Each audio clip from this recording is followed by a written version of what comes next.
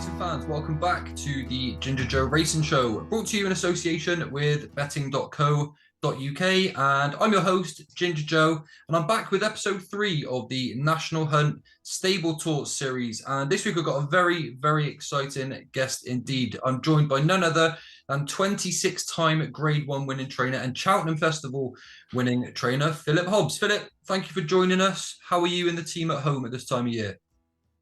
Yeah, good afternoon. Yeah, good, really. I mean, everything's fine with the team. Obviously, we badly wanted some rain to get underway. That's the main thing. Excellent. Well, I do really appreciate, obviously, your time in this busy period. And Phillip, you've had some remarkably talented horses within your care in your time, the likes of One Night, Detroit City, Captain Chris. But my first racing memory actually came when Rooster Booster won the county hurdle over at Cheltenham. Effectively what got me into racing, and of course he went on to win the champion hurdle. You must have had some serious pleasure training such a fast horse like him. Yeah, he was amazing, really, particularly bearing in mind that, for about just over a year, he didn't get beat after he won the county hurdle you mentioned. The next season he was the best hurdler around, and it actually becomes very easy when you have the best horse around because the others don't want to take you on. So it becomes even easier to win decent races, which was spot on. He was absolutely all class, wasn't he? Absolute legend, to be honest, in the racing game. So fast. And it's hard not to get behind a grey horse with that much speed and that much talent. He really was remarkable. And of course, since then, Phillip, you've won multiple Grade 1s since then. You've got some lovely horses to go forward to into this season as well. And I think the place to start would have to be with THYME Hill. Of course, a dual Grade 1 winner. Plenty of nice battles with Paisley Park. Now got an official rating of 161 over hurdles and has gone very close at the Cheltenham Festival on more than one occasion. Now, he's due to go chasing, but I noticed he wasn't declared for Newton Abbot this weekend. Is that purely based on the ground? Well, yeah, and obviously it's difficult sometimes 48 hours in advance, but all the signs are that they're likely to be watering again before the weekend, which is not good because, he coached well on soft ground. So why would we want to be risking him on ground that might be on the quick side? If he got a tendon problem, is a year off or a complete disaster. So, yeah, we're going to have to wait. Is he fitting well at home? Everything's gone well for him this summer as well? Particularly good. Schooling well, working well, everything's very good indeed. Excellent. So, Phillip, how did the idea or the conversation come about for him to go chasing? I know you toyed with the idea last season, but of course he still managed to get within 2 lengths of Floor and Porter, and I feel he was actually a little bit unlucky to do so. For him to switch to fences, you must think he can get out a little bit more improvement. Would that be fair to say? Or does it just open up his options a little bit more? It's probably more that he's blatantly not the best 3-mile hurdler around, or probably not in the best 3 or 4, and you need to be that if you're going to win a Sayers hurdle. So he's bred to go chasing. It was always a possibility to do well at the job, so why would we want another season over hurdle? Because if we do that, then it's them getting too late to go novice chasing. I guess the question for me would be, so you obviously feel that going chasing that he can take on the best of the novices that we've got coming through based on the engine that we've seen from him already up to this point. Would the long target be something like the Brown Advisory, or is it way too early to start discussing that sort of option yet? Well, that's what you'd be looking towards, I suppose, if everything goes well. But I mean, that's a big if, isn't it? So, as far as his rating is concerned, it would suggest that he'd certainly be in very much the top end of the staying novice chase regime. So, it makes sense to go off on that route, and hopefully he's good enough that we'll get to Cheltenham next March. But a long way off to get there. How does he compare to some of the novices you've got in the yard at the moment, or the ones that you've had in the past at this stage? Of course, we know he's got the huge engine, but does he jump as well as any of the novices you've seen? For you to toy with the idea previously must make you think he scores particularly well.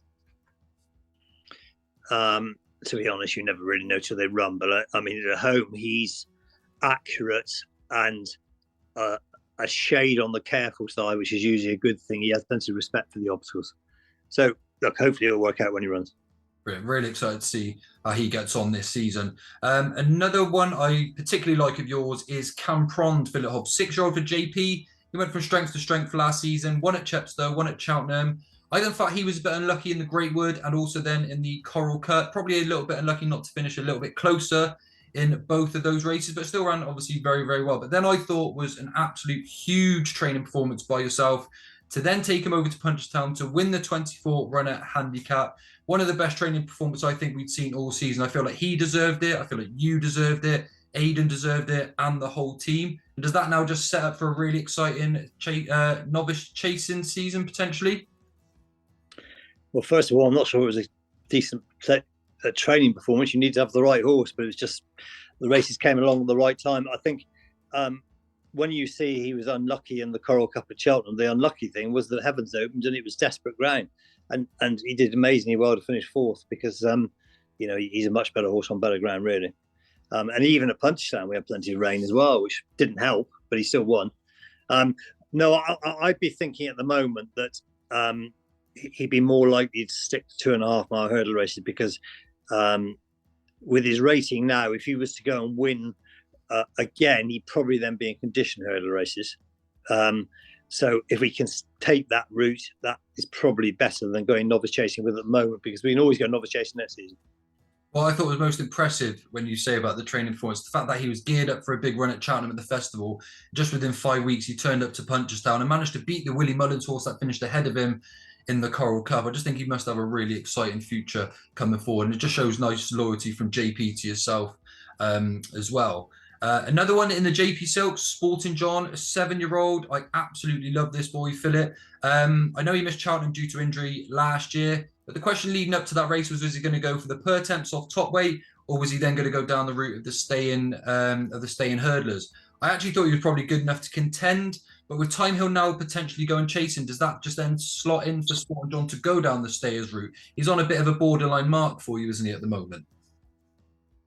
Look, it's certainly going to have nothing to do with Thyme Hill, because even if Thyme Hill was hurdling, doesn't make any difference that we have 2 at the top end. So the fact that Thyme Hill's not going hurdling doesn't really make any difference, because if you had 2 top stairs running in the same race, I mean, it's not a big deal at the end of the day. Different owners, so they all have to have their best opportunity, and you always have to do best for the owners. So, but I think it's likely he'll start back in a hurdle race. He did win the Grade 1 Silly Isles Novice Chase 2 seasons ago. Maybe his jumping has been a little bit on the careful or guessy side, but he certainly can jump fences. In fact, actually, Richard Johnson particularly mentioned last year, he said, don't forget that horse will definitely jump fences. So, but what he doesn't want to do, though, is to be thrown in the deep end in a Hennessy or Ladbroke now, or a race like that, because, I mean, 30 runners, in a very competitive handicap chase is probably not ideal. He's not probably at the ratings going to be quite at the level of running in a level weight chase or a graded chase on the way towards, those bigger races in the spring. So it's not going to be easy to find the right races for him at the moment, because, the old graduation chases would have been good, but the only one before Christmas now is the one over at Carlisle over 2.5 miles. Well, and you'll probably find, since there's only 1 or 2 of those races around, that will be massively competitive. So I'd like to find a small runner handicap chase somewhere, which will be very difficult to find. He could even start over hurdles, and maybe the race they have at Wetherby the end of October might be an option. But, we're going to need a lot of rain for that to be safe ground. T1 again, you'll take it step by step with Sporting John, coming into his prime potentially this year as well. Has he summered nicely as well? Got any bigger over this sort of period of time? At the end of the day, it's going to be difficult to find the steps. And also the other thing is that in any case, trying to find the races and the races on the right ground, particularly at the moment, is very difficult. Okay. Is he a stronger horse than last season? He looks particularly well anyway. It's good. Good, excellent. Looking forward to seeing him out anyway, that's for sure. Just a quick word on Deffy, a real fan favourite, Phillip. 9-year-old who's won the Triumph, the JLT, the Schlur. He then beat Undersow in the Tingle Creek, the Clarence House. How's he been at home? Has he enjoyed his summer this year? Must have you scratching your head a little bit with him, knowing obviously what engine is there below him. Well, look, he's gone back to Martinstown, back to JP's place. He's retired. He won't see a racecourse again. It's sad, but he lost his way. We don't really know why, but at the end of the day, there were a few complications which he probably hadn't totally got over. But look, he was phenomenal. He won more Grade 1s for us than any other horse ever has done before. So yeah, he's had a fantastic career, although it was cut off earlier than we would have liked. Happy retirement then to Defi, and obviously all the best for him in the future. Celeb Dalen, he's a horse that came to you as a 9-year-old after spending some time in France. But he's thrived. He won his first 3 for you, twice at Haydock, then at Warwick, and then finished 5th at Cheltenham in the plate. Hugely improved on what we'd seen on that French form. I bet you almost wish you picked him up a little bit earlier, don't you, on that one, Philip? Well, we were lucky enough to get in with a decent handicap mark anyway, so that was obviously a help, and we could make use of that. Yeah, he's a decent horse, but as you mentioned then, he's 9, so it's not going to get any easier. I think possibly the undulating track at Cheltenham wasn't ideal. Certainly he's not that experienced over fences, and probably, lots of runners at Cheltenham Festival in a very competitive race wasn't ideal. So I can't see him running for a bit because he's definitely best on very soft ground. I'm not sure where he'll go, so we'll just have to watch the weather and see when opportunities arise. Really, there was a 9-year-olds and up was a handicap chase at Leicester about the 3rd week in November. That might be suitable, but Leicester, the chase track tends to stay very quick ground, so we'll have to play it by ear again. Okay, perfect. Zanza, a nice 8-year-old, probably destined to win a nice big handicap for you at some point. Really unlucky in the Paddy Power, again unlucky in the Racing Post Gold Cup. Will we see him take a similar route? How has he been over the summer period? He's in very good form. He's A1, and I've declared him for market raising on Saturday in the handicap early. The market raising ground might be on the quicker side, but he's one that would probably cope with that. He's lower handicapped over hurdles and over fences. It's quite a valuable pot on Saturday, so I thought we'd probably have a go at that first and then rethink what we do after that. But certainly strong possibility of back over fences before very long, but he just probably needs a bit of confidence. Yeah, definitely. It looks like he absolutely deserves one of these big prizes. I'm sure his name's on one just around the corner as well. Pile on, a nice 8-year-old, second in the Martin Pipe.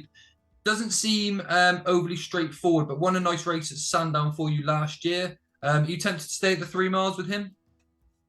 No, he's not in training here this season. He's actually gone to Christian Williams' place. The owners have replaced him with 2 others here, so a change of scenery might help him. Perfect. And Dolphin Square for yourself and David Maxwell. Won 4 out of his last 5 for you. Has he come back in nice form, ready to go this season, or not quite ready just yet? Well, actually, he was entered at New Navard on Saturday, but we can't run him on that ground. So he'll probably, as last season, run over hurdles up to Christmas and then go hunt chasing after that. Fantastic. And then I've just got a couple of some of the younger recruits to ask you. I don't know how much you can tell us about these so far, but there's a horse called Global Focus, won a point-to-point in Ireland, 5-year-old gelding by Milan. The second one next time out. How is he? Very good. Very happy with him. Schooled well, works well, does everything great. Could run in a fortnight's time. Ground allowing. Well happy with him. Perfect. So after he won his point-to-point, the second horse won again. So hopefully that's a help. Yes. And look forward to seeing him on a racecourse. Excellent. Sorry, beg your pardon. I was going to say he'll run over hurdles, I think, yeah. And Mombasa, has won his only 2 races in France. David Maxwell bought him in the summer. Very striking, good-looking grey horse. Hopefully be a decent juvenile hurdler. Perfect. And one final one, it'd be rude not me to ask you about being on the Ginger Joe Racing Show. You've got a 4-year-old in the name of Gingerbread, unraced at the moment. Definitely going to be following him for namesake, of course, Philip. Well, the owner bought him off the internet. Okay. So different way to be buying horses. Sure. He actually has run, because he's running a point-to-point, and he's also running a point-to-point bumper at Exeter. I think of all the horses you mentioned so far, by everything we know about all of them, he should be some way behind the others. Okay. But he's actually done his work well, goes quite well, so I'm hoping he'll run all right when he runs. Sure. I'll put him in my tracker then. I like to back all of the gingers for obvious reasons and just see how they get on. But Philip, that's it as part of the actual stable tour. I'm just going to finish off with a few quick fire this or that questions to throw at you so we can get into the mind of Phillip Hobbs just that little bit more. And I'm going to start by asking you, tea or coffee? Both. Can I do that? Yeah, go for it. Phillip Hobbs has answered. You can answer how you wish. Cats or dogs? Oh, definitely dogs. And then a few racing ones. Shishkin or Energumene? Shishkin. Gold Cup or Grand National? Been placed in both, haven't won either. Either would be fine. Perfect. No, not both. Not either. Both would be greedy. Oh, okay, fine. Cato or Denman? Cato. AP or Ruby? Both. Perfect. Honeysuckle or Constitution Hill? Constitution Hill. Interesting. And which horse would you like to train that you don't currently train? Or have you just answered that one for me? I think you have, yeah. I mean, he looks phenomenal, Constitution Hill, doesn't he? I mean, maybe the best horse we've seen for a very, very long time. Do you believe that as well from an opposite train point of view? You really feel that he could be the real deal, even though we've seen the likes of obviously Altior and stuff. You see that as well visually? Well, I mean, it's early days, but I mean, you don't see very many horses win at Cheltenham Festival like that, do you? Amazing. Sure. Absolutely.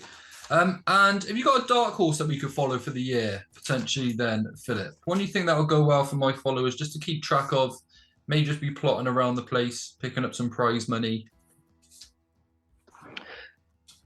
Right.